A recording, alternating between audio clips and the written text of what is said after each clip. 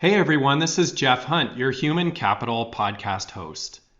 I was recently interviewed on the Era podcast by Brad Rencher, the CEO of BambooHR, and this was one of my favorite conversations in recent memory. So I'm excited to share that interview with you. As a teaser, Brad and I talk about core values, workforce alignment, and how culture can be the great differentiator. Brad speaks the language of culture, having shaped it in countless organizations over his career. Hop on over to the Era podcast to listen to other great episodes, and please don't forget to rate and review Human Capital on all your favorite streaming platforms. Let's have a listen. Welcome to The Era, where Brad Rencher, CEO of BambooHR, asks the question, does putting employees first really lead to better business outcomes? We think we know the answer, but let's dig in and find out. Hi, everyone. Welcome back to the next episode of The Era, where we really go deep on the fundamental hypothesis that the employee experience is a key driver of business outcomes and ultimately business success. This is the conversation that's dominating C-suites and boardrooms really across the world. And we're so excited today to welcome Jeff Hunt, the CEO and founder of GoalSpan. GoalSpan is a performance management system that helps teams achieve better results in their employee engagement through improved feedback, goal transparency, and really the whole process around this. Jeff also hosts a successful podcast, Human Capital, to really dive deep into the deeply human aspect of work. What a fantastic and great focus to bring some humanity back into the workplace. So check it out. Love this, Jeff. And Jeff, welcome. Thank you so much for joining us today. Thanks for having me, Brad. It's great to be here. So I think we should just jump into it. And the topic I am so excited to get into with you is, let's start with employee experience and culture. How do these two ideas work together in your mind? First of all, I think we have to come at employee experience with a common definition and understanding, because part of the challenge is that leaders of all types think about experience differently. And so just to kind of put that out there, I see employee experience as being the sum total of all experiences an employee has over the duration of their relationship with a company. So that includes everything from the recruiting process, applicant tracking, onboarding, what's indoctrination to core values look like, what is their various processes related to technology and meeting and performance, and then offboarding. What does everything look like within the organization? And then culture is this intangible, ethereal thing that exists that just drives people. They want to come to work because of the culture, or they want to leave. They can't get out of there fast enough because it's not a good culture. So I think there's a beautiful blending of these two that when we talk about them, it's not that difficult to implement some simple practices to really create a valuable culture and employee experience together. And Jeff, thank you for pausing to define in your mind kind of what does employee experience mean? Let's just double click quickly into that and then come back to how these two come together. Where do you see in your work most companies maybe define employee experience too narrowly, or maybe so broadly that they can't really get their arms around it? Like where in your work do you see people maybe just missing the mark on that? Part of it is employee experience. We have to realize is the standard for that, or the benchmark is actually being set outside your company. So like when an employee or any person has an experience with a company, let's say I go stay at the Ritz-Carlton, or I fly on Southwest Airlines, or I walk into Starbucks to get my latte.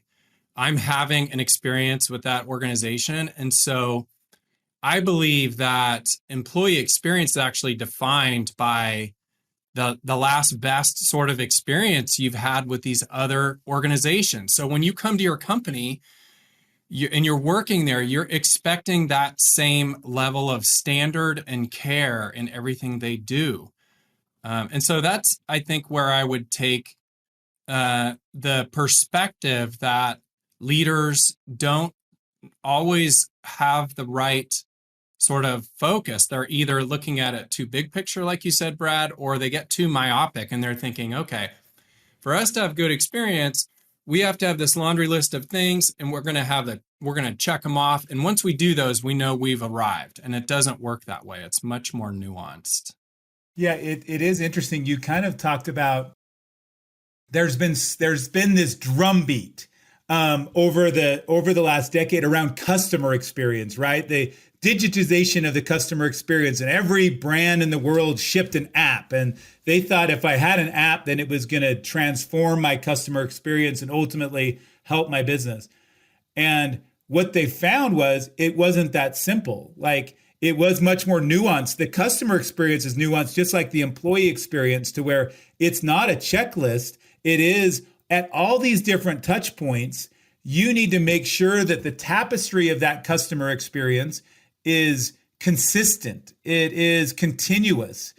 And it's interesting that when I think there's some hard lessons learned there for businesses, but then they're coming back to employee experience with the Great Resignation and everything that's happened, and they're going back to checklists.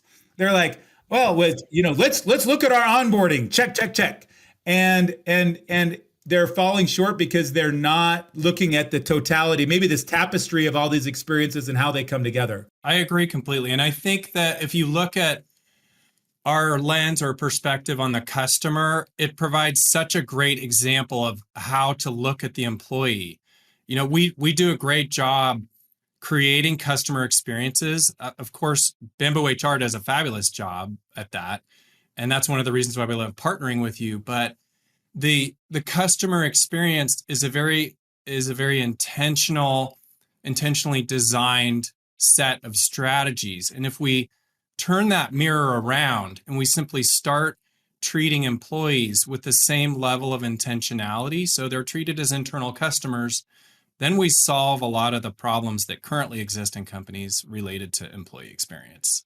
Yeah, that connection of the same intentionality that you give in your business to your customer experience, can you apply that same intentionality to your employee experience? I love that thought and the challenge behind that. Yes, it's a big challenge. That is a call to action. It is. And it's often sort of kicked over to HR when strategically it's not really an HR thing. I mean, this is a company-wide strategic initiative that has the implications of really improving our organization in every aspect, from revenue and follow through and communication to, if we're not doing things well, we can quickly derail. So anyway. So let's get back and maybe double click a little bit on your thoughts on culture and then ultimately get into how that's feeding into the employee experience. But you were riffing a minute on how you think about culture at GoalSpan and in your work. So maybe could you take us down the path of how you work with companies and talk about and think about culture? Sure. I think that culture, as I mentioned in the intro, is really more of this ethereal feeling. I would say that it's a set of operating beliefs and practices that don't have to be told. So and every organization has a culture, whether it's a positive culture or a negative one. And I believe that culture in many ways is something that is built over a long period of time. If you think of why do people travel? They love going into different communities and experiencing those different types of cultures. And so you can have two exceptional cultures that are very different from each other. And the beauty of that, Brad, in my opinion, is they are the great differentiator. So that's one of the reasons why I believe we need to be, as leaders, paying so much attention to this. Culture embodies what is most important in an organization. So for instance, you can go copy a company's business strategies or marketing plans or policies, or you can even try to hire away their employees. but you can't copy their culture. It's like the ultimate differentiator. And that's one of the things that I love about it. Is this unique combination of kind of core values, but it includes the relationships and interactions and how we treat each other, process disciplines, how we treat our customers, the way we make decisions. And so it's difficult to build, like I said, but with the right level of intentionality, anyone can come in and help an organization improve their culture. It's interesting. I love that, you've said this several times on your podcast and in other spots that that culture is the greatest differentiator in business. And I love how you express that. It's almost this secret recipe. I had a call with a chief product officer for a company in the SaaS software space. And he said, actually, I'm willing to give my entire roadmap to my competitors. Like, I would give every feature I'm going to build. I will do that because that's not what makes us different. Because I believe that we can execute and build that in a unique way. It's almost a secret recipe that it gets injected even to something as unfeeling as bits and bytes of software, right? Like the culture gets injected in there, and the way that the teams work together maybe allows that company to ship even with the same feature, but to be able to differentiate themselves even in the expression of their software. Completely. And it allows them to, in many cases, actually charge more than their competitors and get away with it because people are willing to pay for it. I think just as an add-on, Brad, to what you're saying, okay, so going back to defining culture, the best cultures, in my opinion, are obviously grounded by trust. And so if we get pragmatic for a minute about what are sort of the common themes we see? Not only trust, but compassionate connection. So this is where I'm working on my team and I care a lot about you as a person in addition to being a producer. And so there's connection between employees and managers and teams and peers. And we care about each other. We're motivated by a common vision and goals. So we're in pursuit together is what it is.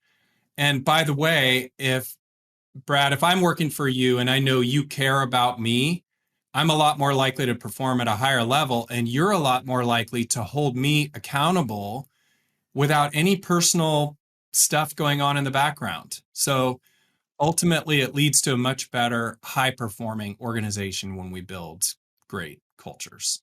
So the underlying foundation is trust. This is what you're laying out for us. And then applied with some compassion and connection from, I'd say, manager to team member. And that's the recipe. So, but the expression of culture from one place to another is so different. Is there a recipe for a culture that delivers great employee experiences? Because or does it need to be, I guess the question is there one type of culture that delivers great employee experience over another, or can it really be done in a variety of different cultures? It can be done, like, do you want creme brulee or do you want apple pie? I mean, you can have an exceptional dessert either way. And I feel like the differentiating factor is often core values. And so core values are sort of a main principle of culture, but they are not culture. There's way more to it. But every organization, like culture, also has core values. They're either stated or not. And so I could basically parachute into an organization and hang out there for a few weeks and probably tell you what the core values are of that organization, good or bad. And the organizations will often write their core values and put them all over the walls, but they're not actually living them out. As Patrick Lencioni wrote in The 5 Dysfunctions of a Team, they're aspirational values. They're not actual core values. They're what we want to become, but they're not who we are today. So I think core values are absolutely paramount as a component of culture.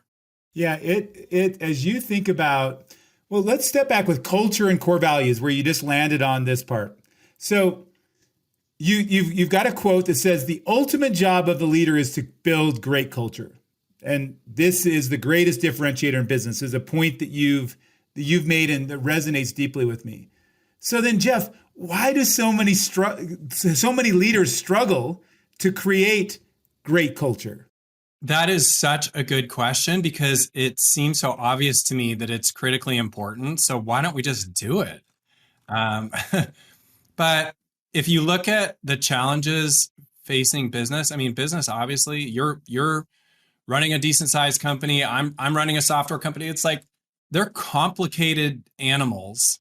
And I would say one of the biggest problems is that people end up just working for the company rather than on the company. They get so bogged down with tactical things, and there's so much pressure to perform every day that they lose sight of the important day-to-day conversations that need to take place. It takes a lot of effort to actually set aside time to have one-to-one meetings, for instance. I mean, you're busy, I'm busy, but if we invest in that and our direct reports understand better what's going on in our company and where we're going, where our vision is headed, what our long-term strategies and objectives are, they're going to be more engaged, they're going to be more connected. Relationally, if we take time together to have them be able to express how I can support them better in their role, then they feel heard and understood, they feel seen, and we're going to end up with a better culture. But going back to your original question, I think it's a matter of like time and prioritization. Yeah, I'm just taking some notes there because there's this great knowledge there. It reminds me, Brian Halligan, who is the CEO and founder of HubSpot, who, HubSpot, I think, has got a great culture and a very strong culture, not for maybe everybody, but a very, very intentional culture. He said that as a CEO, he really thinks of the company as having two products. One is a product that they build and that they put out to the world to attract and retain customers. And the second product that they put out to the world is their culture. And their culture is what attracts and retains employees. And I thought it was like a light bulb went off in my head to where it's like, yes, that's what companies do. You have a product that you put out into the world that attracts and retains customers, and you have the same product, which is your culture for your employees. And it was, to me, it just landed exactly what you're talking about. I love that example. It's a great one. And I also think, I was just reflecting, Brad, as you were sharing that, leaders derail also because culture is one of these intangible things. And so it's really easy to talk about strategy or new markets or new products, how we're going to innovate next year, how we're going to become more efficient or productive, maybe even cut costs, make acquisitions. Those are like very heady, left brain oriented activities, and culture is not. And so it's easy to ignore.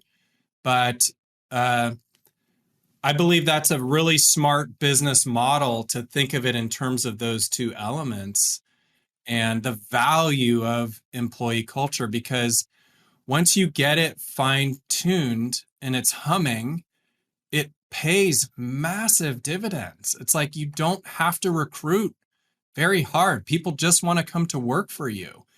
You don't have to work on retention or worry as much about the great resignation because people want to stay. They care for each other. They understand where you're going. They understand their role and how they fit in.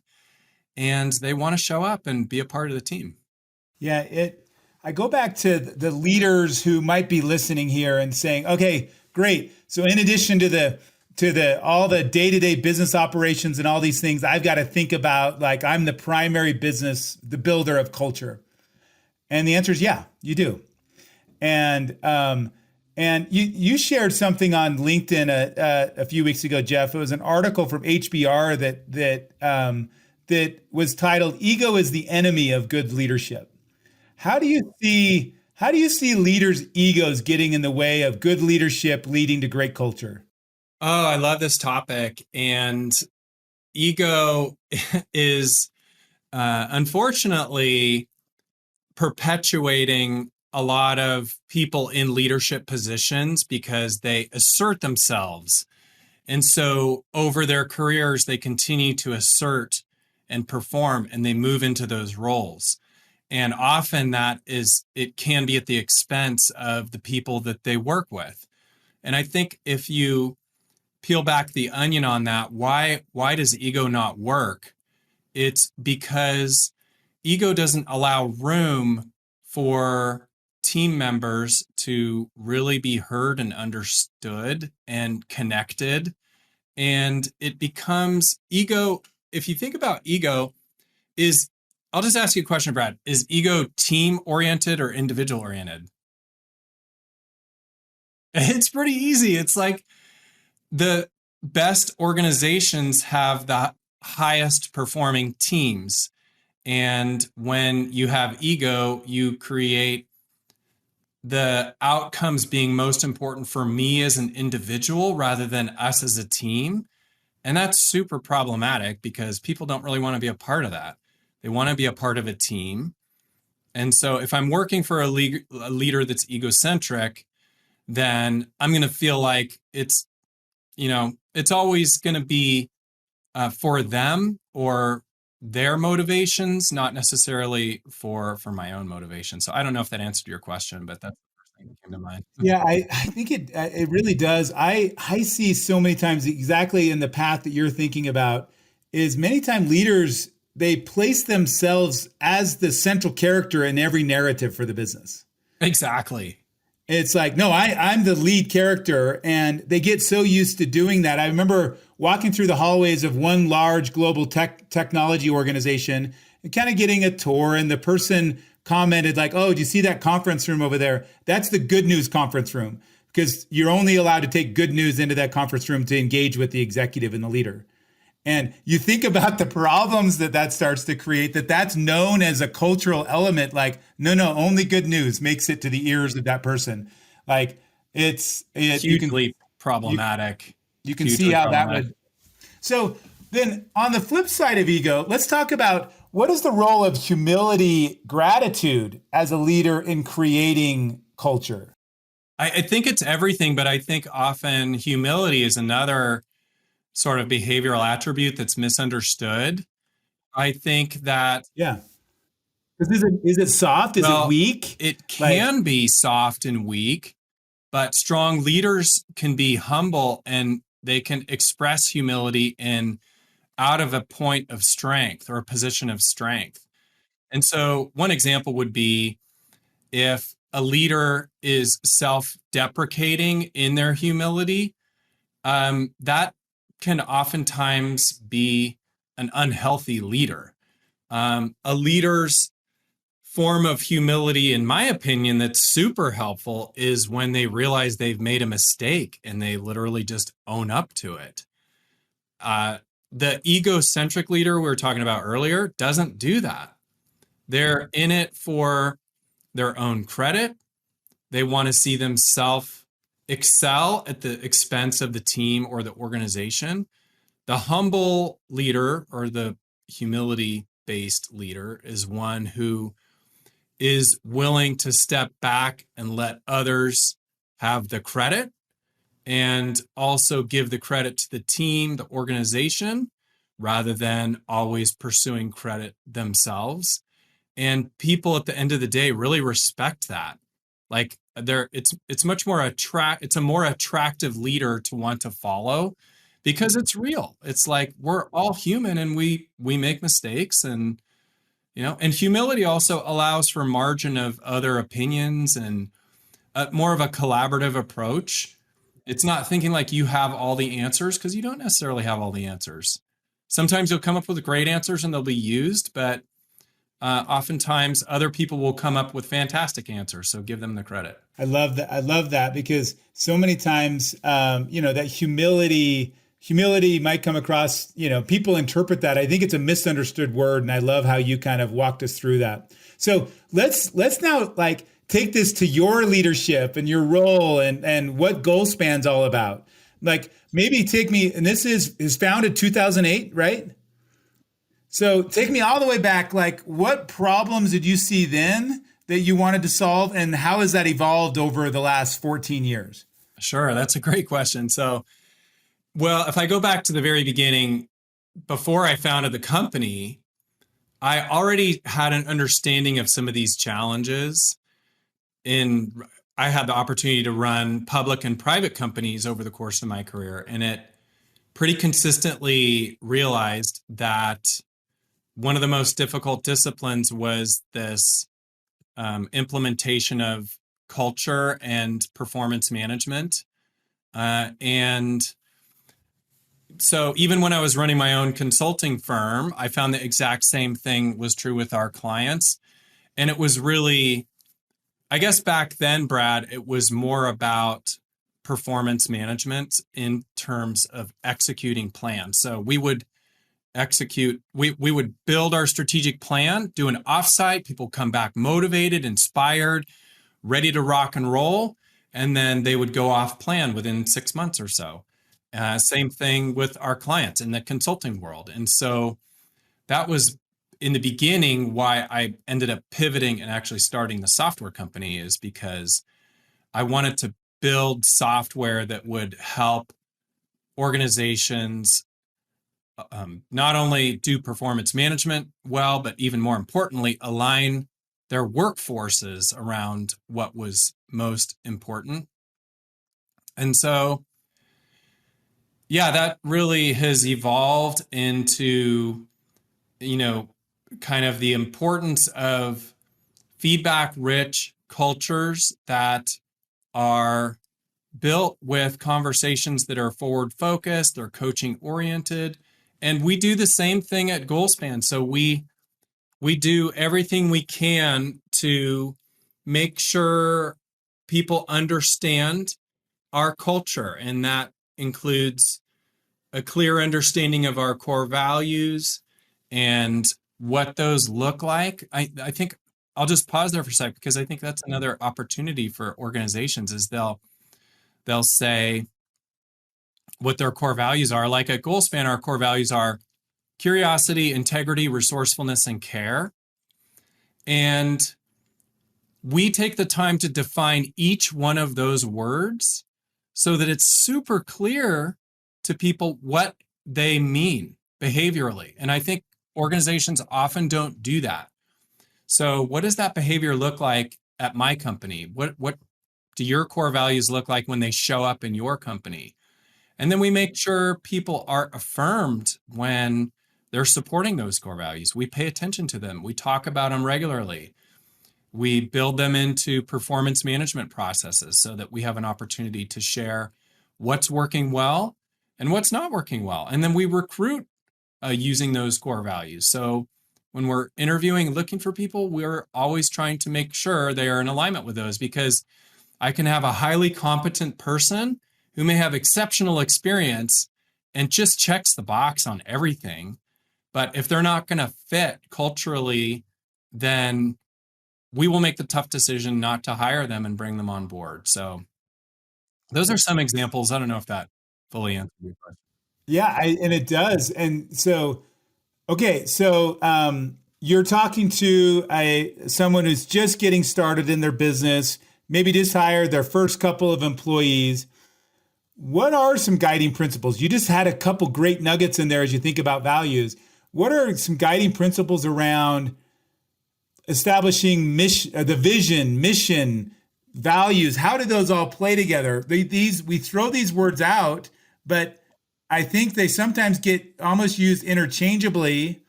And how do they interact? Like what are the principles you use to do this at GoalSpan, and what did you learn through that process? Good point. I think going back to the first part of what you said, most organizations, at least in the startup mode, sort of embody the core values of their individual leaders. So whoever's starting the company, and oftentimes those will be carried through generations even. And then there'll be new core values added and things will be tweaked and changed, but you also you always sort of have this common core. And so that's an important element. And I think that going back to your original what was the second part of your questions? Yeah, the part was, what are some guidelines or guiding principles you would give for establishing vision, mission, values? Exactly. Okay. So vision, first of all, we have to have a common language of what these mean. So I'm really glad you brought that up, because vision to me is a statement that represents some of who you are today and who you are becoming in the future.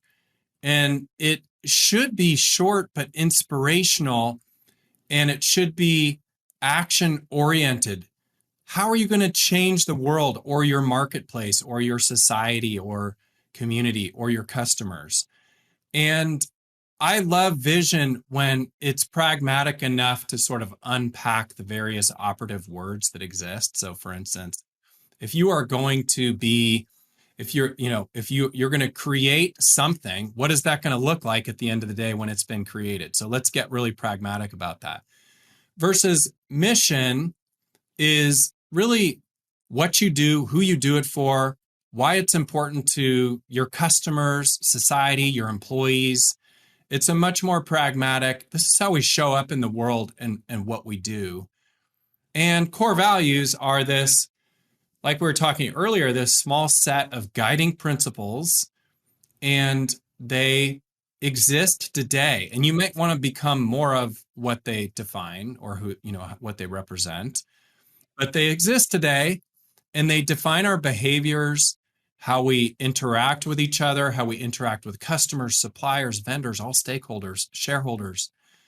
And they're critically important because they establish sort of the playbook for how we're going to interact with each other on an ongoing basis. So that's how I see those three elements.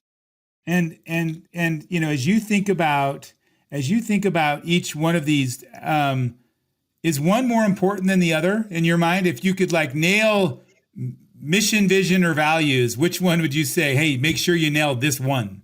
I would say that vision precedes everything, because if you don't know where you're going, you're not going to get people to come along with you. And vision can be stated in a vision statement, but it's also reflected in the way the CEO shows up to meetings and how the leadership team is communicating with the rest of the organization. So where organizations derail is they don't talk about this enough. So once again, I go back to the tactical day-to-day. Am I working on the business or for the business? The vision, communication of the vision needs to be a broken record. People need to be sick and tired of hearing about where you are all going as a team, as an organization, and why it's so important and compelling and exciting, and why they want to be a part of that. So, and then once you have vision, then you can establish a lot of things. So when we have vision, then we can establish objectives. We can look at what are the three most important things for us to get done as a company in the next year, 3 years, 5 years. And then you can cascade that down, of course, to the leadership team and their individual goals, and then all the indirect reports throughout the organization. And those can be connected up to the roles. So vision undergirds everything. And then core values is absolutely right up there. Because if we say the vision is to, conquer the world, and then we have salespeople that exceed quota every month, but nobody can get along with them, that's really problematic. So that's where our core values provide those guardrails on the behavior so we don't end up with salespeople who exceed quota that nobody can get along with. Yeah. And then the mission is easy. It's like mission's important and we should speak to it and talk about it, but it's something that's more of an exercise. We're going to come up with it and it'll be written down and people need to understand it because it's important from the standpoint that it's describing our marketplace. And oftentimes it's important to describe who we're not as much as it is who we are. And the mission helps to do that. Helps to define that. And Jeff, that right there is a masterclass in how to start to think about establishing these things. Thank you for that. And you said one thing that I want to make sure but to touch on, and then let's get into performance reviews, because that's one thing that leaders talk to me a lot about, like how to do this effectively. But you said one thing on, as leaders, many times leaders will say to me like, Brad, I just don't like our culture, or I really don't like our values. And you said something, it's like the values and really the culture are a reflection of the founders or a reflection of the leaders. It's like, so I almost want to say sometimes, if you don't like what's happening, hold up a mirror. Yeah. Because it's actually just reflecting how you show up in the organization. That's a great point. That is such a good point. Yeah. So let's go now, Jeff. Let's dive into performance, the role of performance reviews in the modern world.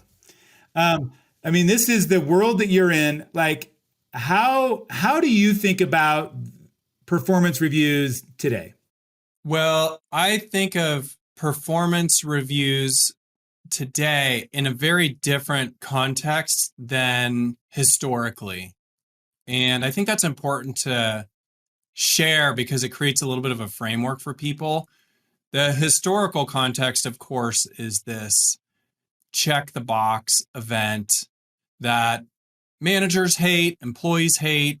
It's ineffective. It doesn't really affect change, and it's not really managing performance.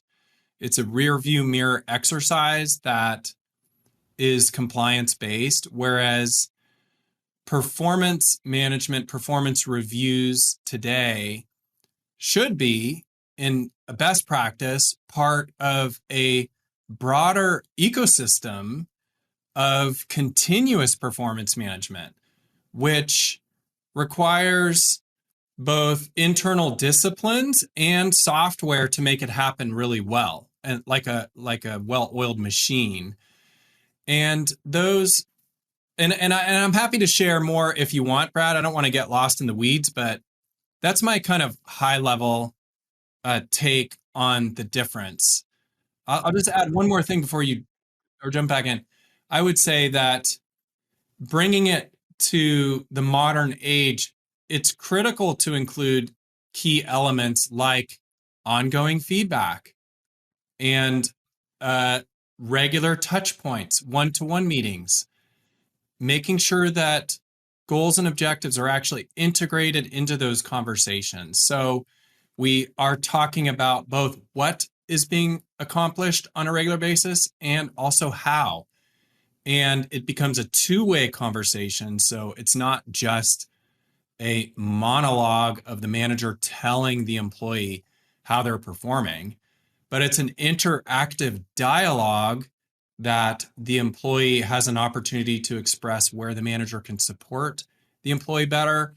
And they walk away from with feeling encouraged and motivated and coached and, with a forward focus on that whole lens versus historically this anxiety producing thing where the employee's ready to have the review meeting and their heart starts racing and it's all tied to their pay increase and it's ineffective. So anyway.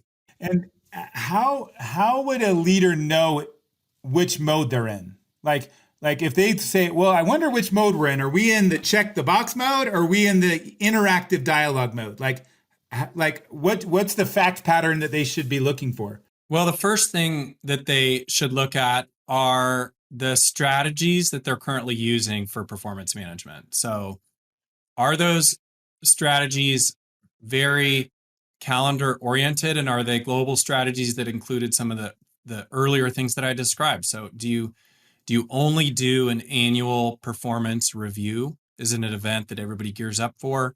And then after those things are done, are you pretty much done with that for a year? Or are you having ongoing conversations? And so that's one element. The second is, have you actually sat down and talked to your leadership team about this? Not just HR, but as the CEO or president, have you hosted a meeting to really discuss what performance reviews and performance management in its best form looks like for you individually as an organization? If you haven't done that, then you may have some maturity or growth in this area. What a call to action for leaders to say, have you demonstrated through your own efforts and your own communication the importance of this interactive dialogue around performance, around growth and development? Have you set the expectations of what you're going to be, or do you say, oh, that's an HR thing? Yeah, exactly. I think it's a company-wide initiative. And then the other thing that I'm just remembering is that training is absolutely paramount. How can we expect our leaders to go out and help us transform performance reviews into a continuous performance management process if we haven't given them the tools and training to make that happen? I personally would not want to go to an amateur for dental work. I'm going to go to somebody who's a dentist because I don't want somebody who's not skilled messing with my teeth. They're going to possibly mess them up. So it's the same thing. We can have a complete counter effect if we're not teaching and training all of the leaders, managers, supervisors in our organizations how to do this properly. I think the critical element of this interactive dialogue is that it's not just an annual process, and that there's constant feedback. And because the best feedback is one that's actually given in the moment. Absolutely. Do you train your leaders how to give feedback? Yes. It requires conversations around how to have difficult conversations, and talking to them about how to hold employees accountable in a depersonalized way, and equipping them for active listening and asking the right questions, and leveraging silence in conversations, strategic silence, to have the employee be able to really speak up and share what's on their heart and what's working well and what's not. So absolutely. Such a hard thing to get right. But if you're a business leader, you're listening and you're saying, we are struggling with retention. We are struggling to attract people that we need to attract to grow our business. I think this is an area that you could look at and invest, because if you do what, Jeff, you're talking about better than your competitors, and you do it sustained month after month, quarter after quarter, year after year, you give better feedback. Your people become better at implementing that feedback. Your business is going to transform. I mean, don't you think, Jeff? I mean, isn't that the outcome that you think people get to? No question. No question about it. And it comes back to some of what we were talking about earlier, Brad, which is also the connection we have with employees. So when we're taking an interest in them personally, they're going to most likely want to improve and perform and grow at a higher level, at a better level than if I just see them as a producer. So yeah, you are absolutely right. I do, and back to, because you think about the employee experience, back to this idea that if leaders are focused there, that's going to transform the business. I mean, this is the performance management process, that the check the box process does not help with that. No, not at all. This is a modern approach to employee experience that is powerful and human. Exactly. No question. So I love the approach there. Well, Jeff, I appreciate the conversation today. I have one final question that I'd love to ask you, and then we will wrap. But Jeff, you've got a wide-ranging background, some great leadership experience. How would you boil all of these leadership philosophies and experience you have into one sentence? Like, what is your core philosophy? Great question. I would say that the best leaders are inspiring and they're ambitious, and they're also curious at the same time about everything they do, people and processes, and they hold people accountable. And the best leaders build compassionate and connecting relationships at the same time they do those other things. So that was a mouthful, but that's my sentence, and I'm sticking to it. That's your sentence. We'll take it. It's great. Jeff, thank you so much for joining this episode of The Era, where we really dive deep on the employee experience and the outcome that it can provide for your business. A wonderful experience for employees and ultimately more business outcomes and success over time. And I've just really enjoyed the conversation. I know our listeners will as well. Jeff, thank you for joining. Thanks for having me. Thank you, and see you next time. Looking for ways to combat the Great Resignation and keep your very best people? Check out the 2022 Guide to Retention. You'll discover just how hard it is for organizations to retain employees in 2022, why people leave, and learn what you can do to boost retention and minimize turnover in your organization. Find this guide and many more helpful resources at BambooHR.com/resources and discover more ways you can do great work. That's BambooHR.com/resources. You've been listening to The Era. Stay connected with us by subscribing to the show in your favorite podcast player. If you like what you've heard, please rate the show. Your feedback helps us make content that's valuable to you and your work. Thanks for listening. Until next time.